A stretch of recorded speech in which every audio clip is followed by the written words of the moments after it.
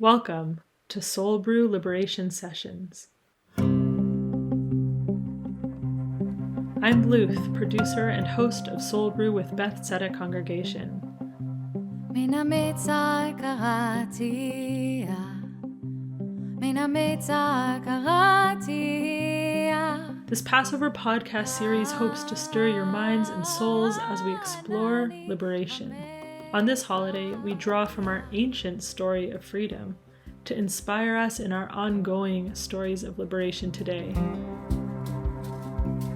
I call to you from the narrows, I call to you from the narrow place. These journeys are personal and collective, as we work to free ourselves from what confines us and build a freer future for all. In a series of episodes, we'll hear conversations with different people, folks from Toronto to Harlem to Pakistan, a Jewish thinker, a queer Jewish musician, and justice activists to hear their liberation work, their stories, and their wisdom.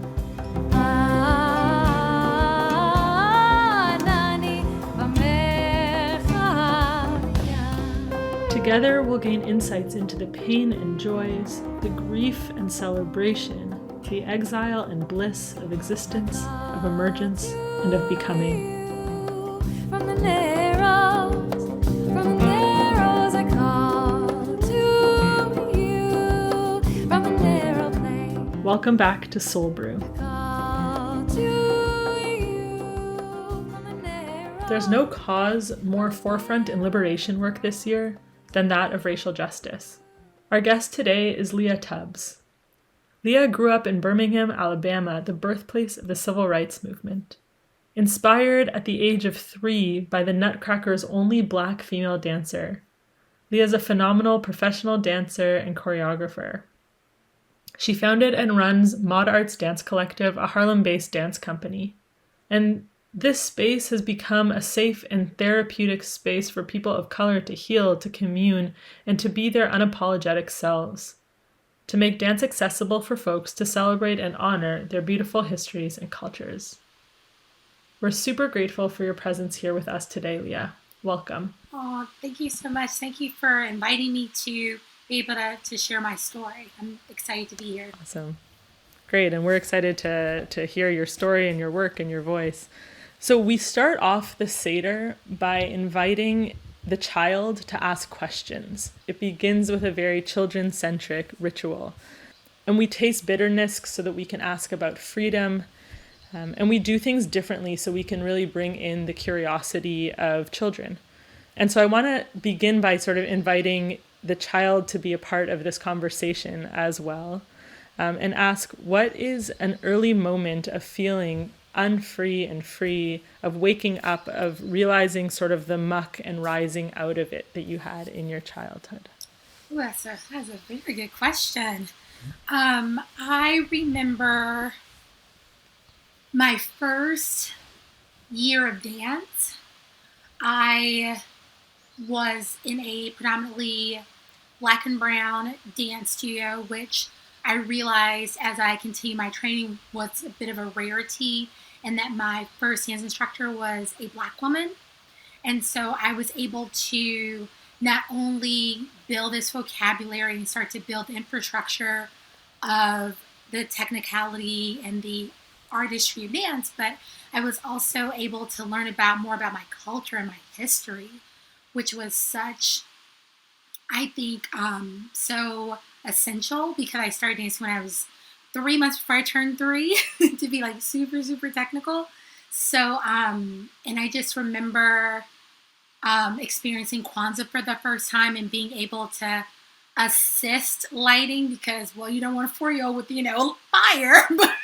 And I just remember just being so enamored and the different principles and how we were able to physically connect the principles through movement. What really stuck with me, and it still sticks with me to this day, and how we're able to take these principles with us as we move and we navigate the world in which we live in. Just not only just being a Black person, I think just being just being a person, just trying to continue to evolve to be a better person to hopefully to create impactful change in the world. So I would say that is definitely a time as a child I felt completely free. Now to juxtapose that, which was also a dance experience, I remember I know I was definitely either kindergarten or first grade, and I auditioned for the Nutcracker with the State of Alabama Ballet. And that was a really big to-do, and we performed at the Birmingham Jefferson, the BJCC, which is like this really big, beautiful theater in downtown Birmingham. And I auditioned, and because they had community parts. So like, if you've ever seen the Nutcracker, especially if you have like a regional ballet company, you would see community. So it's kind of like a really great way to have community engagement by allowing to reach out to like dance schools and dance academies to have the students audition for certain parts. And then you're able to kind of, interweave the students to be able to see professional dancers and just have this really great, dichotomy of energies. So I remember auditioning, and I remember being really, really nervous, and, my mom filled out the paperwork, and, we turned it into this table of 3 people, and they gave me a little number that my mom pinned on my leotard, and the parents couldn't stay with us. So there was an area where they were, and we were basically in a studio, and then there was another studio that we would go into.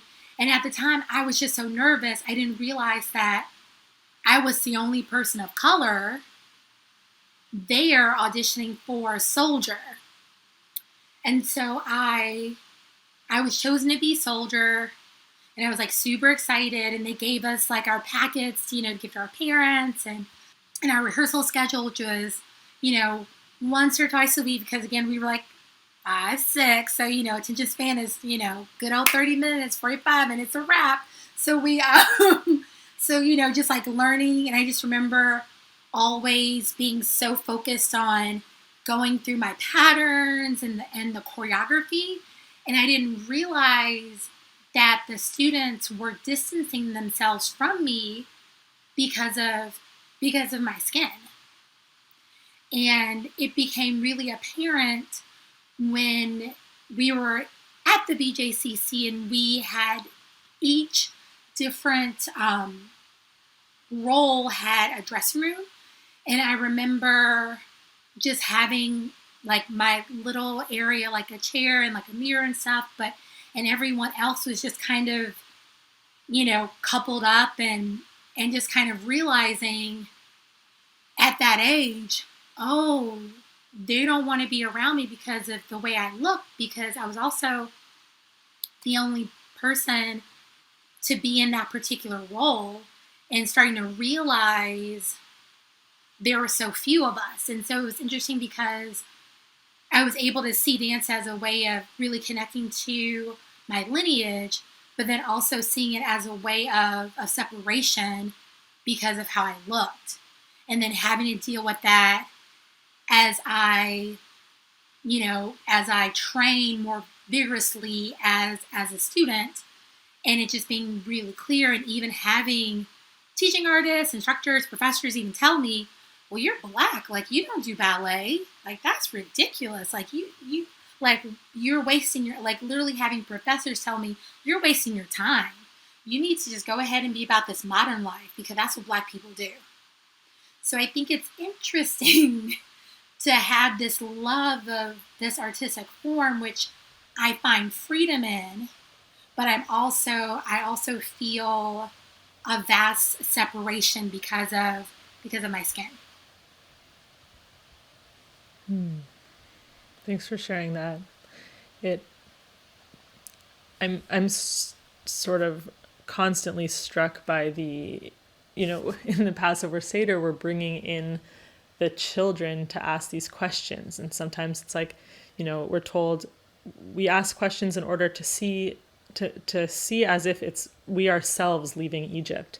And sometimes you might say, but a child can't experience that. Like, they're so young. How do they understand? And just hearing your story, it's like you live it. You know, if it's your lived experience, it's not this isn't a cognitive philosophy to understand. This is a lived experience that happens all the time, every day. And it also makes me think that throughout the Seder, we are having the bread of affliction is the bread of freedom. The broken matzah is with the whole matzah. We're taking this sprig of new life, like of parsley or celery, something that represents spring and renewal, and we're dipping it in the tears. There's this, constant meshing of the unfree and the free, and the emergence and the waves that goes through. What are you up to today? And what has been, what is dance to you? What does it mean to teach dance? How has that been, especially given that its roots are clearly complex for you? So a little like a tidbit of a background. So because I'm classically, so whenever you hear dancers say, oh, I'm classically trained, it usually means that they're trained in ballet. And for so many of us as artists, when we learn dance history, we're not completely taught all of that history. So I use the example of ballet. So we know that we all know that ballet became popularized during the reign of Louis XIV. Whether or not you're a ballet aficionado or you saw a Nutcracker or Giselle or Sleeping Beauty, you're like, oh, okay, we know this. But what most people don't know is that ballet was inspired by swordplay. So swordplay is what fencing was initially called. And the first evidence of swordplay being used was in Egypt. But we're not taught that.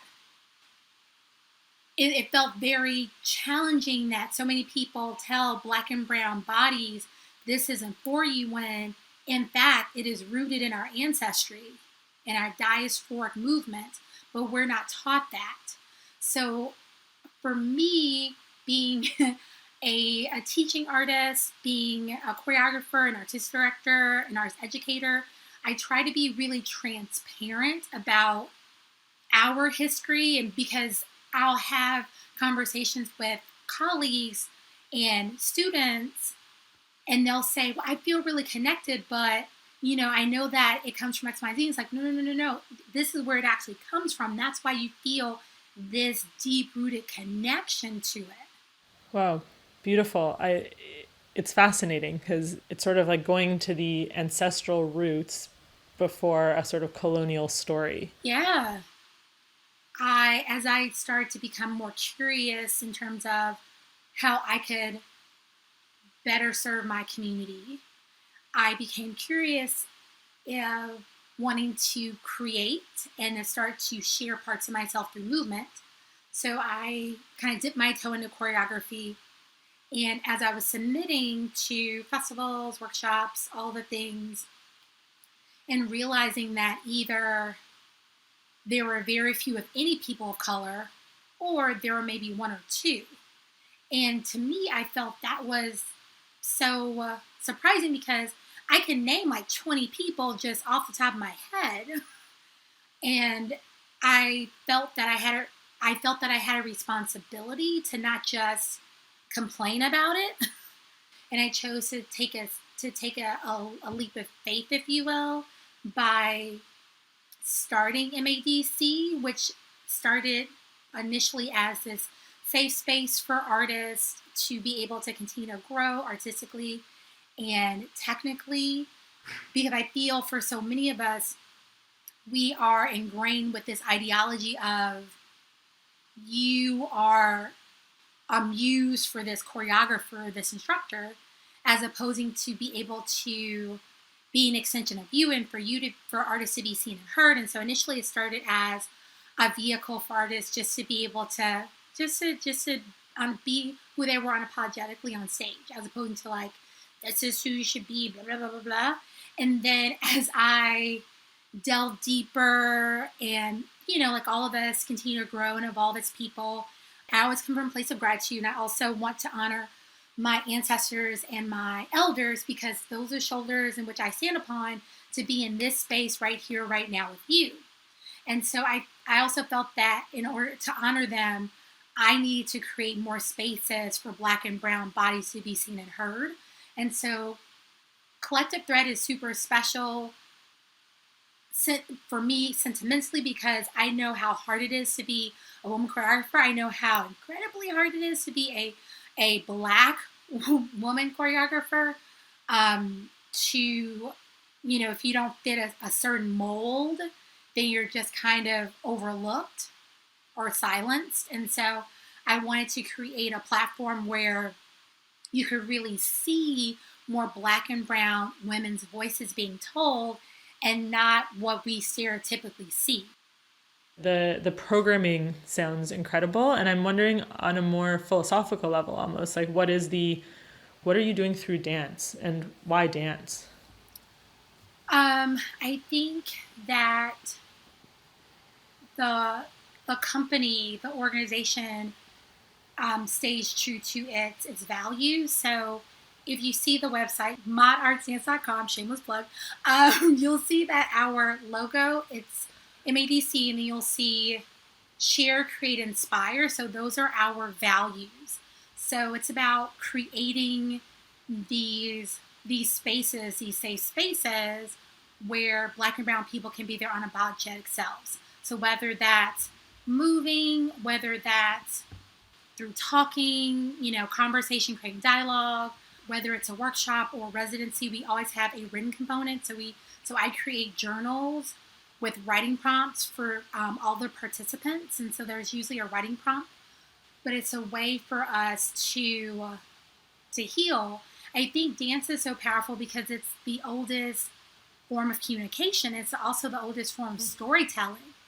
So I think it's so instinctual. It's so primitive. It's inside of us. I always say anybody and everybody can dance.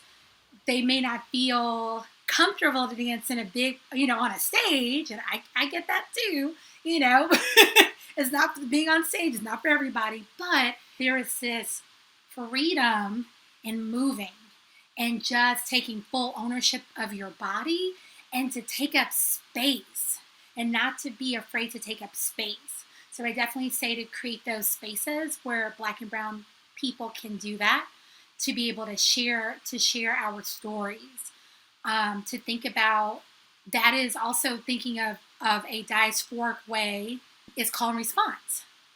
And another way that we're able to keep our histories alive, just like Passover and Seder, it's about being able to keep our lineage alive by keep passing down those stories, because unfortunately, me being from Alabama, Birmingham, Alabama in particular, depending on what state you're in, the Department of Education, they choose with the people who create your textbooks, what goes in and what does not go in to history and social studies and all. So unfortunately, there are states that have chosen to take out, the story of Africans, Indigenous, Latinx people being enslaved. Like, that's not in history books. So it's a way for us to keep our history alive, to be able to continue to share those stories, and then to inspire. Because this allows us to keep that bridge of our ancestors and our elders, to then be able to create a bridge for the next generation of change makers and world leaders and civic leaders, to have people who continue to create this impactful change. I love the image, not only of dance as the creative expression, but taking up space. Yes. And having space. Yes. And it feels really big. Yes. And expansive. Yes. And also knowing that when we move, we're starting to create feel-good hormones. So it actually helps us to be more mindfully present. I mean, I would say, honestly, I think it is ancestral, because it is allowing us to keep the lives of so many people, keep their spirits, to still honor them and to celebrate them and the sacrifices that they made, so that we can have the opportunities that we have. I would also say that fusion of movement aesthetic that MADC embodies has a very clear African or African American vocabulary connected to it. Because again, knowing your history is more than half the battle, right? Say like the West African symbol Sankofa, it's about knowing your history, so that way we don't repeat it, so we're able to really move forward. Because our movement aesthetic is ballet, it is jazz, it is West African. So all of those have a very strong African American lineage. And then just being able to, for Black and brown bodies, just be able to take up space and to do it unapologetically. Use that as a form of resistance, like not allowing people to see them in the ways that oppression and white supremacy and systemic racism has put on our bodies for centuries, and then to use movement as a form of liberation, because we're creating the world we want to see. Like, we're creating a world where we can show up, be our full, whole selves, and not have to deal with, like, when I leave the house, I shouldn't have, and this is still a reality, like, I leave the house, and I'm like, there's this moment between myself and my husband of going, the prayer is always to get back home. And then we were reminded in 2020 with Breonna Taylor that even being in home, you are not safe. And it's that thing like, but then it's like we were all like very much reminded. And so just to be able to take up space and not have to fear for our life, I think that is the end goal. The resistance of living. There is defiance in existence. And it sounds like you're really creating a space to like empower life, empower living, empower aliveness. Like, I'm sure whoever's in the dance studio, I'm sure a fraction of like the medicine there is what happens in the dance, like a fraction is probably in the dance studio itself, but like the real impact is being able to walk out into the world with the energy, the audacity to just simply be. Yeah. We're watching a time of social movement emergence right now in a big way, but the work has been going on. I mean, the suffering and the work and all of that has been going on for years and years and years and years. It just so happens that in the 2020 reality, what has been made invisible is finally cracking through, and there's like a veil of ignorance that has finally, I think, been in some ways started to be removed. And I'm reminded of right now, for whatever reason, the story that it took, like the exodus from Egypt required this moment of crying out, that like the grief got so bad and it was externalized, and as the story goes, God heard the crying. And there's such a relationality there that like if we're not sharing and listening, if we're not calling out and listening to each other's stories and experiences, then once you hear, you can't, like, I feel like God's only the only, I don't usually speak of God in such like human ways, but like, how could God not respond with a miraculous exodus? Like, when you hear the pain and the suffering, and you really witness pain and suffering, how can it not move one to action? Like, it must. So I feel like part of what we're going through as a sort of global collective right now is finally the mic has been turned on, I think, in some ways, particularly if I'm thinking of racial justice and what's happening. I mean, we're always given this moment. Like, are we going to, is there going to be a response? Are we going to turn toward suffering rather than turn away from it? And I feel like in the Passover story, God turned towards. I'm curious on that note, if you feel like sharing, because I know you shared it with me in an email, just like about your father, or about the home that you grew up in a little bit, and just your religious world. So my father was a Methodist minister for over 40 years. So the subsection of the Methodist Church is called CME, which is the acronym for Christian Methodist Episcopal. And before it was Christian Methodist Episcopal, it was actually Colored Methodist Episcopal. Whoa. And then it kind of, I would say, kind of split. So you have AME, you have African Methodist Episcopal, and then you have Christian Methodist Episcopal. Just to give you just a little sprinkling of the background. And my father, may he rest in power and peace, was really open. He always said that, there are so many different journeys, but we're all going to the same destination. And so he was extremely open and fluid when it came to pretty much every religion, to be honest with you. And I think also with his studies in theology school, and just the willingness to see the connectivity, because there are so many similarities between all of the religions, and it's just worded or phrased slightly differently. But I feel like at the end of the day, we're all trying to get to the same place, whether it's enlightenment or heaven or, to ascend to a greater place. We're all trying to get to pretty much the same place. It's funny. It's the ultimate liberation. We're talking. Yes, right. yes, yes, very much so. Yeah. And I think it was always so refreshing and very heady to have these conversations with my dad about religion, because he could, of course, have this very heady academic, from all of his degrees, but then also have this very honest, transparent of something as simple as God is us and we are God. He, he, she, there inside of all of us. And so I think to be able to have those different perspectives allowed me to be able to move. And even though I do come from I still have a Christian perspective, I have issues with religion just because of man's perception of the word. I don't care how man likes to manipulate the word, and so I'm still dealing with that. That personally, being from the Deep South, being a preacher's kid, so I'm dealing with that.